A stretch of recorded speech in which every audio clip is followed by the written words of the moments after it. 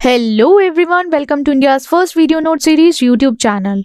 हमने ये series design की है कि जिससे हम आपके लिए best quality B pharm lecture ला सकें एक बहुत ही ऑर्गेनाइज मैनर में, जो कि सब्जेक्ट वाइज है। ठीक है, और सारे सब्जेक्ट्स और टॉपिक चैनल की प्लेलिस्ट में हैं, तो आप जाके अभी जाकर चेकआउट कर सकते हो। और सारे के सारे वीडियो नोट्स के नोट्स का लिंक आपको वीडियो के डिस्क्रिप्शन बॉक्स में अवेलेबल है। Okay, so now let's begin our today's topic, that is polynuclear hydrocarbons. Polynuclear hydrocarbons में क्या क्या चीजें आती हैं, हमें क्या पढ़ना है यहाँ पे, हमें उसके जनरल इंट्रोडक्टरी पार्ट में नहीं मूव करना है, डायरेक्ट हम सिंथेसिस पढ़ेंगे, रिएक्शंस, देन उसके स्ट्रक्चर और मेडिसिनल यूजेस पढ़ने वाले हैं। ओके, तो ये बहुत आपकी यूनिट 4 बहुत ईजी होने वाली है, तो let's start with it. Okay, सबसे पहले पॉलीन्यूक्लियर हाइड्रोकार्बन में हमारा जो कंपाउंड है वो है नैफ्थलीन। नैफ्थलीन हमें पता है कैसा होता है, आपका एक पॉलीसाइक्लिक एरोमेटिक हाइड्रोकार्बन है, जिसमें आप ऐसा मान के चलो आपकी दो बेंजीन रिंग, आपकी बेंजीन रिंग है,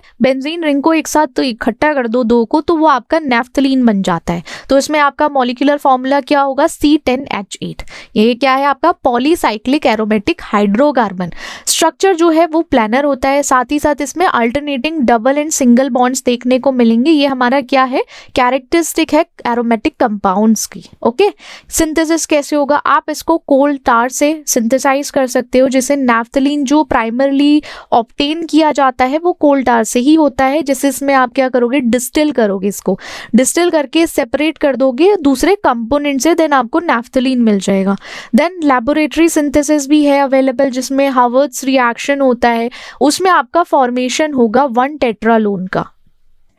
इसमें हमारा जो बेंजीन है ना, बेंजीन सबसे पहले रिएक्ट करेगा सक्सिनिक एनहाइड्राइड से। जब वो रिएक्ट करेगा ना, इससे रिएक्ट करने के बाद 1 टेट्रालोन बनाएगा वाया फ्रिडल-क्राफ्ट एसाइलेशन। जो फ्रिडल-क्राफ्ट एसाइलेशन है ना, उस प्रोसेस के थ्रू बनेगा। साइक्लाइजेशन है, तो उसमें जो इंटरमीडिएट है उसको साइक्लाइज करके हम क्या बनाने वाले हैं, नेफ्थॉल बनाएंगे। ठीक है, नेफ्थॉल बना, देन डिहाइड्रेशन और एरोमेटाइजेशन है, जिसमें फाइनली आप उसको डिहाइड्रेशन और एरोमेटाइजेशन मेथड के थ्रू नैफ्थलीन का प्रोडक्शन कर पाओगे इजीली। तो ये क्या है, हमारा लेबोरेटरी सिंथेसिस है, हावर्ड्स रिएक्शन है। ठीक है, इसको याद रखना है। इफ समवन आस्क हावर्ड्स रिएक्शन, तो यू कैन टेल कि पहले हमारा 1 टेट्रालोन का फॉर्मेशन होगा, फिर हम साइक्लाइजेशन से नेफ्थॉल बनाएंगे, नेफ्थॉल बनाने के बाद हमें नेफ्थलीन बनाना पड़ेगा डिहाइड्रेशन और एरोमेटाइजेशन के थ्रू। करेक्ट, ये क्लियर हो गया। देन रिएक्शंस पर आते हैं। सबसे पहले जो आपकी इलेक्ट्रोफिलिक सब्स्टिट्यूशन है, जिसमें नाइट्रेशन है, आपका नेफ्थलीन जो है वो नाइट्रिक एसिड से रिएक्ट करके नाइट्रोनेफ्थलीन बनाता है। ठीक है, नाइट्रेशन ऐसा समझो कि नेफ्थलीन पे नाइट्रो का एडिशन हो रहा है एक तरीके से, या नेफ्थलीन आपका रिएक्ट करती है नाइट्रिक एसिड से, तो नाइट्रो नेफ्थलीन बन जा रहा है। नेफ्थलीन रिएक्ट करेगा सल्फ्यूरिक एसिड से, तो क्या बनेगा, नेफ्थलीन सल्फोनिक एसिड बनेगा। तो ये क्या है, इलेक्ट्रोफिलिक सब्स्टिट्यूशन हो रहा है। ऑक्सीडेशन में ऑक्सीडाइज करेंगे उसको, ऑक्सीडाइजिंग एजेंट को यूज करके आपका नेफ्थलीन है उसको ऑक्सीडाइज करेंगे पीएच थालिक एनहाइड्राइड से, जिसमें हम वेनेडियम पेंटॉक्साइड को यूज करेंगे। इससे क्या होगा, आपका ऑक्सीडेशन होगा। डेरिवेटिव्स में आपके नेफ्थॉल्स हैं, बहुत ज़रूरी है डाई मैन्युफैक्चर के लिए। नेफ्थाइलामाइन है, वो बहुत ज़रूरी है जो डाइज के लिए। डेरिवेटिव्स हैं, बहुत सारे डेरिवेटिव हैं। साथ ही साथ मेडिसिनल यूजेस में मॉथ बॉल्स आते हैं, जैसे इंसेक्ट रेपेलेंट्स होते हैं ना, मॉथ आपने देखे होंगे, छोटे छोटे कीड़े हो जाते हैं या छोटे छोटे इंसेक्ट टाइप के होते हैं, उनको रिपेल करने के लिए नैफ्थलीन को यूज़ किया जाता है। कुछ डेरिवेटिव्स नैफ्थलीन के जैसे नैफ्थोक्यूनॉन्स हैं, जिसकी एंटी बैक्टीरियल और एंटी फंगल प्रॉपर्टी होती है। डायरेक्टली आप उसको मेडिसिनल पर्पज़ के लिए यूज कर सकते हो। कुछ इसका लिमिटेशन है, क्योंकि इसके साथ टॉक्सिक नेचर भी आता है, इसकी टॉक्सिसिटी भी आती है। ओके, अब हमें स्ट्रक्चर और मेडिसिनल यूजेस पढ़ने हैं, जिससे कुछ हमारे कंपाउंड्स हैं या उनके बारे में, जैसे फिनेंथ्रीन है, ये हमारा पॉलीसाइक्लिक एरोमेटिक हाइड्रोकार्बन है। हमें पता है कि यहाँ पे बहुत सारे बेंजीन रिंग एक साथ आने वाले हैं, तो फिनेंथ्रीन को याद रखो, यहाँ पे आपके 3 बेंजीन रिंग हैं। तो इनकी जो आप एक तरीके से याद या फिर एक शॉर्ट फॉर्म बना सकते हो, फिनेंथ्रीन मतलब तीन बेंजीन रिंग एक साथ आने वाले हैं लीनियर अरेंजमेंट में। तो जब ये आएंगे तो क्या मॉलिक्यूलर फॉर्मूला बनेगा आपका, C14H10 बनेगा। आप इसको कोल तार से भी सिंथेसाइज कर सकते हो। साथ ही साथ हमें देखो जो जितने सारे स्ट्रक्चर हैं, जितने सारे कंपाउंड्स हैं, तो उनके सिंथेसिस पढ़ना है, उनकी रिएक्शंस देखनी है और उनका मेडिसिनल यूजेस पढ़ना है। ठीक है, कोल तार है, फिनेंथ्रीन को आप एक्सट्रैक्ट कर सकते हो from high boiling fraction of coal tar. आपका जो कोल तार हाई बॉइलिंग फ्रैक्शन में है उस वहां से ले सकते हो। लेबोरेटरी सिंथेसिस में उसको बर्दन सेन गुप्ता सिंथेसिस मेथड के थ्रू कर सकते हो, जैसे कंडेंसेशन है। तो बेंजीन जो है उसको कंडेंस करोगे आप पीएच थालिक एनहाइड्राइड के साथ, किसकी प्रेजेंस में, एल्यूमिनियम क्लोराइड की प्रेजेंस में, उसकी प्रेजेंस में करोगे। देन आपका रिडक्शन एंड साइक्लाइजेशन होगा, जिसमें रिजल्ट होगा प्रोडक्ट, साथ ही साथ अंडरगो करेगा reduction and cyclization to form phenanthrene. अब जब रिडक्शन और साइक्लाइजेशन होगा देन आपका फिनेंथ्रीन का फॉर्मेशन आपको देखने को मिलेगा। रिएक्शन सेम वही, इलेक्ट्रोफिलिक सब्स्टिट्यूशन होगा, ऑक्सीडेशन है। इलेक्ट्रोफिलिक सब्स्टिट्यूशन में आपका नाइट्रेशन होगा, जिसमें नाइट्रो का फॉर्मेशन हो जाएगा फिनेंथ्रीन के साथ। सल्फोनेशन में सल्फोनिक एसिड का फॉर्मेशन हो जाएगा आपके फिनेंथ्रीन के साथ। मतलब फिनेंथ्रीन हमारा फर्स्ट कंपाउंड है, उसको अगर आप नाइट्रिक एसिड के साथ रिएक्ट करोगे तो क्या बनेगा, नाइट्रोफिनेंथ्रीन। फिनेंथ्रीन को सल्फ्यूरिक एसिड के साथ रिएक्ट कराओगे तो फिनेंथ्रीन सल्फोनिक एसिड बनेगा। ऑक्सीडेशन में ऑक्सीडाइज करोगे फिनेंथ्रीक्विनोन को, जिसमें क्या बन जाएगा, फिनेंथ्रीन से फिनेंथ्रीक्विनोन बनेगा ऑक्सीडाइजिंग एजेंट यूज करके, जिसमें हमारा क्रोमिक एसिड आता है। डेरिवेटिव्स में फिनेंथ्रीक्विनोन है, एक डेरिवेटिव है हमारा जिसमें फॉर्मेशन देखने को मिलेगा ऑर्गेनिक सिंथेसिस के टाइम पे हम यूज करते हैं। एल्काइलेटेड फिनेंथ्रीन्स है जो बहुत आपकी पॉलीसाइक्लिक एरोमेटिक हाइड्रोकार्बन्स हैं, एनवायरमेंटल पॉल्यूटेंट्स हैं, तो उस टाइम पे हमें पढ़ना होता है। साथ ही साथ मेडिसिनल यूजेस के टाइम पे आपको फिनेंथ्रीन डेरिवेटिव जैसे कि फिनेंथ्रिडिन एल्कलॉइड है, जो बहुत सारी एंटी कैंसर, एंटी इन्फ्लेमेटोरी या एंटी माइक्रोबियल एक्टिविटीज देते हैं। बहुत सारी चीजें हैं, सच एक पर्पस के लिए नहीं यूज किया जाता, उसको बहुत सारे पर्पस के लिए यूज किया जा सकता है। अब सेकंड है आपका एंथ्रेसिन भी। अब इसमें क्या याद रखना है, आपकी जो 3 फ्यूज्ड रिंग है उनको अरेंज किया गया एक लीनियर स्ट्रक्चर में।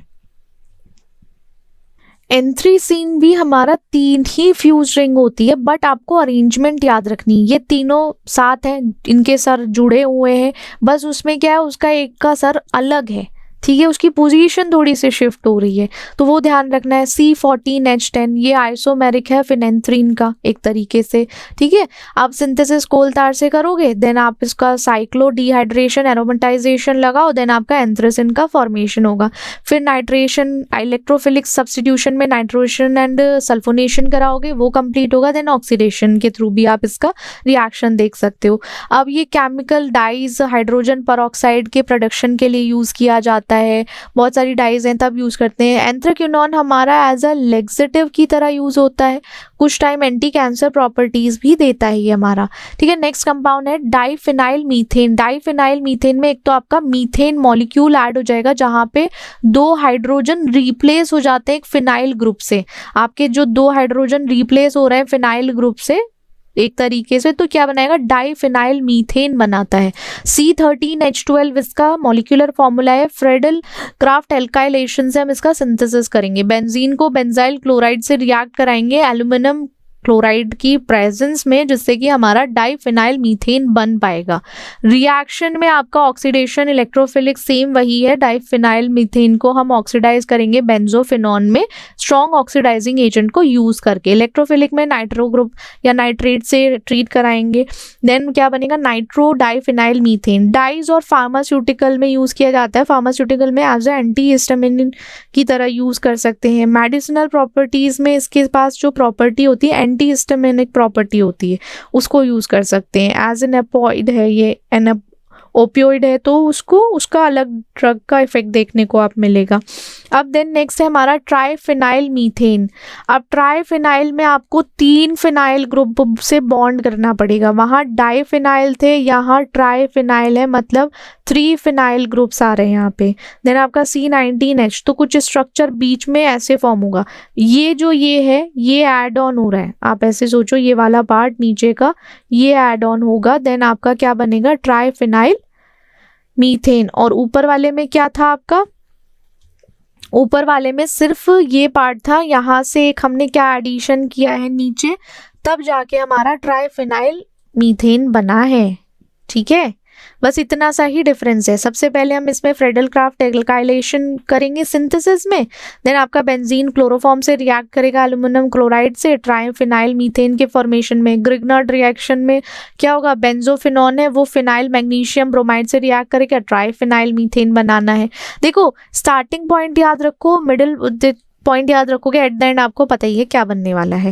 रिएक्शंस में स्टार्टिंग पॉइंट हमें पता है क्या है, ऑक्सीडेशन, ऑक्सीडाइज करेंगे, कार्बोकेशन होगा एक तरीके से, ट्राइफिनाइल मिथाइल कार्बोकेशन जो हमारा कलर्ड इंटरमीडिएट है। इलेक्ट्रोफिलिक में नाइट्रेशन, नाइट्रो ऐड हो जाएगा यहाँ पे कि नाइट्रो ट्राइफिनाइल मीथेन का फॉर्मेशन। अब जैसे मेडिसिनल यूज़ है उसमें आपका डाइज है या कुछ अदर डेरिवेटिव्स हैं वो आ सकते हैं। अब आप इसको डाइज की तरह यूज़ कर सकते हो, मेडिसिन में एज इन यूज़ किया जाता है, एंटीसेप्टिक में। कुछ डेरिवेटिव्स ऐसे हैं एंटी ट्यूमर या एंटी माइक्रोबियल एजेंट की तरह हम इसको यूज़ करते हैं। ओके, तो ये थे हमारे क्या, पॉली न्यूक्लियर हाइड्रोकार्बन्स। ठीक है, इजी थी ना ये, ज़्यादा टफ तो नहीं लगे आपको, आई गेस अच्छे ही लगे होंगे, ज़्यादा इतने टफ नहीं है। सो अब हम नेक्स्ट क्लास में पढ़ेंगे अपने साइक्लोएल्केन्स। ओके, तो that's it for today, see you in the next class, bye bye.